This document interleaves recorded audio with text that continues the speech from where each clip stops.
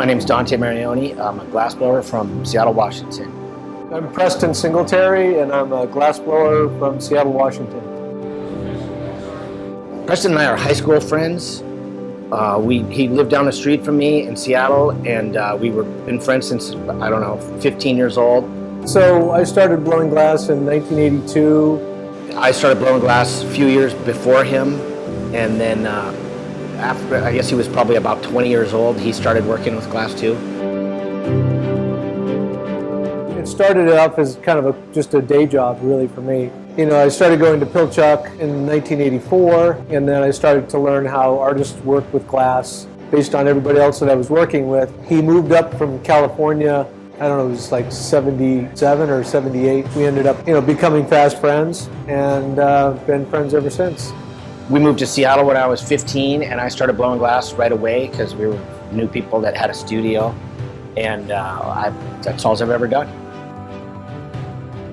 What I do with my own work is I interpret my cultural background, which is Tlingit. It's a tribe from southeast of Alaska. Though I grew up in the Seattle area, away from that tradition, I have slowly sort of come back to that cultural perspective in regards to what I do with glass. I'm working in lots of different ways, interpreting mythologies and symbolism within the work, preserving them in a different material.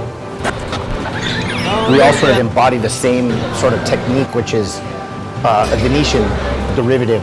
Lino Telepietra came to the United States to the Pilchuck Glass School in the late 70s, and he kept coming year after year, and he basically showed everybody how to do it correctly. So it's just an American version of Venetian glass blowing, the technique. This piece in particular was traditionally, it's called a reticello. It's kind of inspired by a basket vessel form that you have these rods of glass, you twist them one direction, and then you take a whole other set and you twist it in the opposite direction, and then you drop down inside this cup, the twisted canes, you create this net pattern. If you look at it really closely, you'll see a tiny little bubble trapped in between each cross section. It's a very elaborate Venetian glass technique where making these elaborate patterns in the glass look to me like basketries.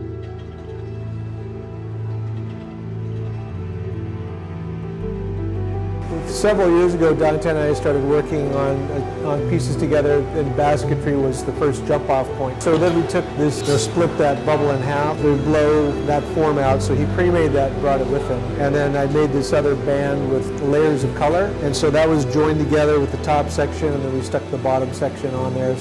Preston created the band in the middle out of two colors, one on the inside, one on the outside. I picked up the pattern, gathered glass on it twice. We separated the pattern in half, added the part Preston made, put the whole thing back together and made the vessel. Once we get that back to Seattle, we'll go back to Preston's studio and he'll tape it off. I'll put a rubber tape on the surface of the glass, I'll draw a design on there, I'll cut it out with an X-Acto blade, exposing areas of the design. It has this band of color in the middle that I can basically sandblast a design into.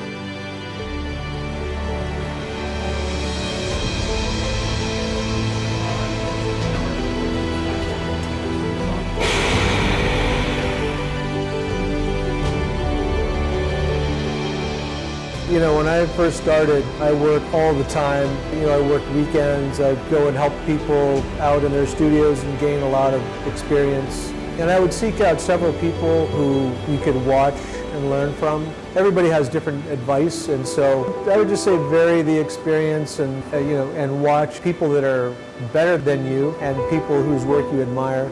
My dad is one of the original hippie glass artists. I grew up in California, and the first glass artist I ever met was Paul Marioni, who was Dante's father. It was interesting because, Paul's work, deals with a lot of kind of mystical themes and space travel and aliens and all kinds of strange cultural symbolism. But then Dante and I got together and worked on our sort of classical forms, classical approach and Italian techniques. And now that my work has sort of come full circle, that maybe even like Paul influenced me in some funny way, I didn't really think about until more recently. I feel like I was kind of like the son of a Major League Baseball player, and I got to hang out with all the big leaguers growing up because I did. I worked on Del Chihuly teams when I was in high school still, and I worked with Benjamin Moore throughout my whole life. The best thing you can do is find somebody that you admire to work with. There's really no substitute for being in a hot shop. You know, you have to practice.